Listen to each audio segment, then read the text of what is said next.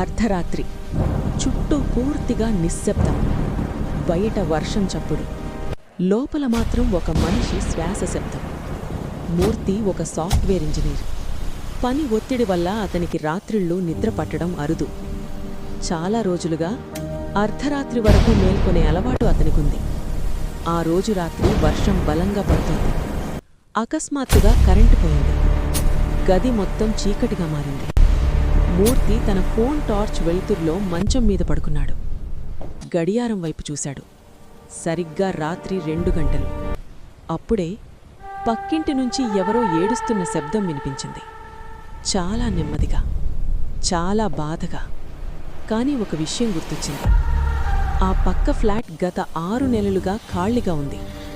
మూర్తి గుండె ఒక్కసారిగా వేగంగా కొట్టుకుంది. అయితే అతను గమనించాడు, ఆ శబ్దం పక్కింటి నుంచి కాదు, తన మంచం కింద నుంచి వస్తోంది. భయంతో వణికిపోతూ ఫోన్ టార్చ్ ఆన్ చేసి నెమ్మదిగా కిందికి వంగాడు. అక్కడ ఎవరూ లేరు. ఊపిరి పీల్చుకుని మళ్లీ పైకి పడుకోబోతుండగా అతని ఫోన్ రింగ్ అయింది. వీడియో కాల్ చేస్తోంది ఎవరో కాదు, మూర్తి నంబర్ నుంచే మూర్తికే. వణుకుతున్న చేతులతో కాల్ లిఫ్ట్ చేశాడు. స్క్రీన్ మీద అతని బెడ్రూమ్ కనిపిస్తోంది. కానీ కెమెరా మూర్తి వెనుక ఉన్న గోడవైపు ఉంది. అప్పుడతను గమనించాడు, వీడియోలో మూర్తి వెనుక ఒక నల్లని ఆకారం నిలబడి ఉంది. పొడవైన గోర్లు, వంకరగా తిరిగిన మెడ మొత్తం 180 డిగ్రీలు తిరిగి కెమెరా వైపు చూస్తూ భయంకరంగా నవ్వుతోంది.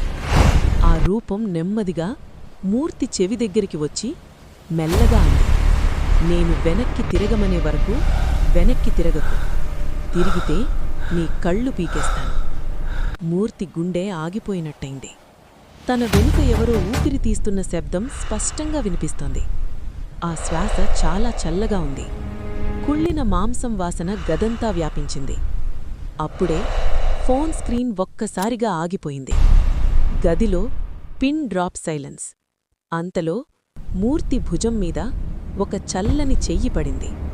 అతని చెవిలో ఒక కంగు కలిగించే గొంతు మెల్లగా గుసగుసలానింది, ఇప్పుడు వెనక్కి తిరుగు.